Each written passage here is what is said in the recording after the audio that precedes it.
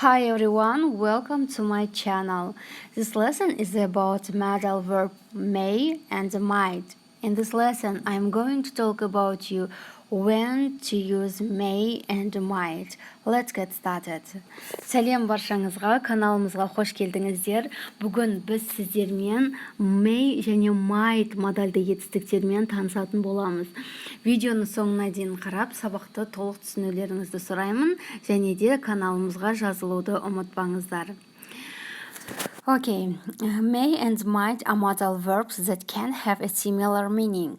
We use may when we are not sure about something in the future or present. We use may and might to say that something is possible. For example, Mike may go to Italy. Perhaps he will go to Italy. Біз may және might модальды етістіктерін болашақта немесе болатын, жүзеге асатын іс-әрекетті болжаған жағдайда, яғни ол іс-әрекет толық жүзеге асады ма, аспайды ма бізге белгісіз, біз жай ғана болжап айттырмыз, яғни болуы мүмкін деген жағдайларда қолданамыз. Яғни may және might модальды етістіктерін тура аударатын болсақ, мүмкін деп аударылады. Мысал үшін, Mike may go to Italy. Майк Италияға баруы мүмкін. Ол барады деп айтып тұрған жоқпыз, баруы мүмкін. Яғни ол бармай қалуы да мүмкін, біз жай ғана болжап тұрмыз. Тағы да бір мысалға тоқталатын болсақ, I'm not sure where to go for my holiday, but I may go to London. Мен өзімнің демалысымда қайда баратыныма сенімді емеспін, бірақ мен Лондонға баратын шығармын. I may go, баратын шығармын, баруы мүмкін, яғни болжап тұрмыз. The structure of may and might, subject plus may plus verb. Ал енді may және might модаль жетістіктерінің сөйлемде қалай құрылуына келетін болсақ, subject бастауыш, бастауыштан кейін модальды етістіктен кейін жай ғана негізгі етістіктің өзін қою арқылы біз осы модальды етістік арқылы сөйлем құрай аламыз. Мысал үшін, they may play tennis. Олар теннис ойнауы мүмкін. They, subject, may, play негізгі етістік, яғни verb. Ал енді I, you, we, they, he, she, it бастауыштарынан кейін барлығына бірдей may немесе might модальды етістіктерін қою арқылы сөйлем құрай береміз. May және might модальды етістіктерінің арасында айтарлықтай айырмашылығы жоқ. Сіз I may немесе I might деп те айта бересіз. Ал енді болымсыз сөйлемнің жасалуына тоқталатын болсақ, болымсыз сөйлем жасағанда, яғни мүмкін емес, бармауы мүмкін, істемеуі мүмкін деген сияқты сөздерді айтатын кезде біз may және might модаль жетістіктерінен кейін жай ғана not сөзін қоя саламыз. Мысал үшін, I may not go to the cinema this evening. Мен бүгін кешке киноға бармауы мүмкін. Может барып қалам, может бармаймын. Белгісіз. He may not come to work tomorrow. Ол ертең жұмысқа келмеуі мүмкін. Mike might not be in his office. Mike өзінің офисінде болмауы мүмкін. Яғни might-тан кейін жай ғана not сөзін қойып, біз сөйлемді болымсыз түрде жасай аламыз. Ал енді сұраулы сөйлем. Сұраулы сөйлем жасауымыз үшін біз барлық сөйлемдер сияқты may модаль жетістігін бастауыштың, яғни subject-тің алдына шығарамыз. Сонда may plus subject plus verb. For example, May I sit here? Менің мына жерге отыруыма болады ма? Яғни мен мына жерге отырсам мүмкін бе деген сияқты. May they do homework? Олар үй жұмысын істесе болады ма? May I use your phone, please? Мен сенің телефоныңды қолдана тұрсам болады ма? Яғни мүмкін бе деген жағдайларда осы may немесе might модальды етістіктерін қолданамыз. Ал енді сөйлемде қолданылатын кездеріне тоқталатын болсақ, the first, we use may and might to express future possibility. Яғни болашақта жүзеге асатын іс-әрекетті мүмкін немесе мүмкін еместігін айтқан кезде қолданамыз. Мысал үшін, it might rain later. It's possible that it will rain. Сәлден соң жаңбыр жауы мүмкін. Яғни болжап тұрмыз, мүмкін деп. Anna may not come to the party tonight. She will not feeling well. Perhaps she will not come. Анна кешке вечерге келмеуі мүмкін, яғни отырысқа келмеуі мүмкін. Ол өзін жақсы сезініп тұрған жоқ. Мүмкін ол келмейді. Ал екінші жағдайда to give permission, яғни бір нәрсені істеуге рұқсат берген жағдайда қолданамыз. For example, you may go to the cinema.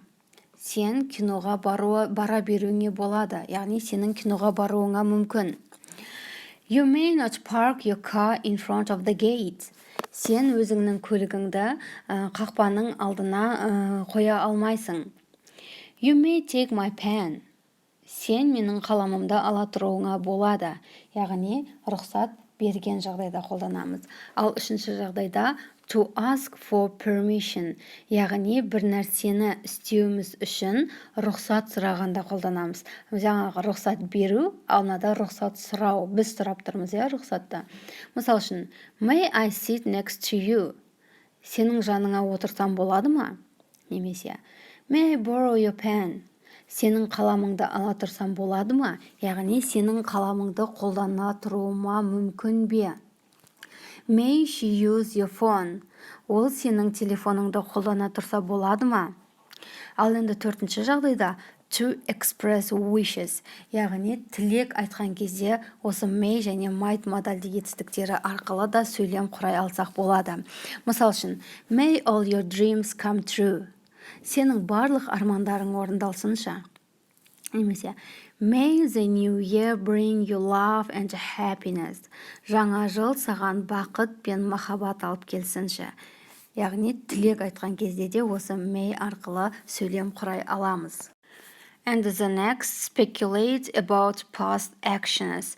May plus have plus past participle.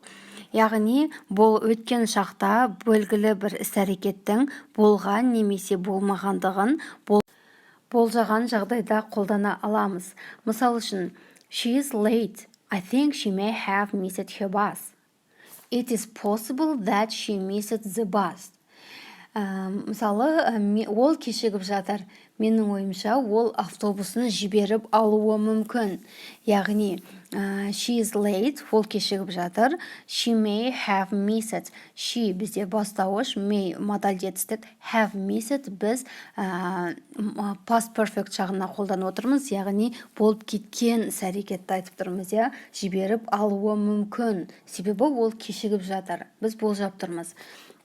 What was that noise? It may have been a dog outside our windows. Бұл не шу болды? Біздің тереземіздің сыртында ит болуы мүмкін. Яғни сыртта ит бар болуы мүмкін. Оны, яғни жаңылдегі шуды істеген ит болуы мүмкін деген бізде болжам бар. Ал енді тағы бір жағдайда біз may және might модаль жетістіктерін continuous жағына да қойып сөйлем құрай аламыз. The structure is may subject plus may or might plus be plus doing. For example, don't phone at 9 o'clock. I will be watching the football on TV. Don't phone at 9 o'clock. I may be watching the football match on TV. Мына екі сөйлемге назар аударатын болсақ, біріншісі бізде I will be watching, яғни future continuous жағында қолданып тұр. Маған сағат 9-да телефон соқпа. Мен футбол көріп отырамын ол кезде. Яғни I will be watching the football match on TV. Мен теледидарда футбол көріп отырамын. Яғни бұл нақты жүзеге асатын іс-әрекет. Мен оны жоспарлап қойғанмын. Мен яғни футбол көремін, Ал екінші сөйлемде I may be watching the football. Маған сағат 9-да қоңырау шалма, мен футбол көріп отыруым мүмкін. Мүмкін деп айтып отырмыз. You can also use the continuous when you are talking about possible plans. Яғни біз болашақта жүзеге асатын жоспардың мүмкін немесе мүмкін еместігін айтқан кезде де біз may might'ты қолдана аламыз. Мысал үшін, I'm going to Italy in June. I may be going to Italy in June. Бірінші сөйлемде мен Италияға барамын, маусымда мен Италияға барамын, яғни жоспарлап қойдым, анық барамын. Ал екіншісінде I may be going to Italy in June. Мен маусымда Италияға баруым мүмкін, яғни баруым да мүмкін, бармауым да мүмкін. Бұл жай ғана болжам. Ал енді достар, бүгінгі біздің may және might модаль жетістіктері туралы сабақ сіздерге түсінікті болды деп ойлаймын. Видеоны соңына дейін қарағандарыңыз үшін рахмет.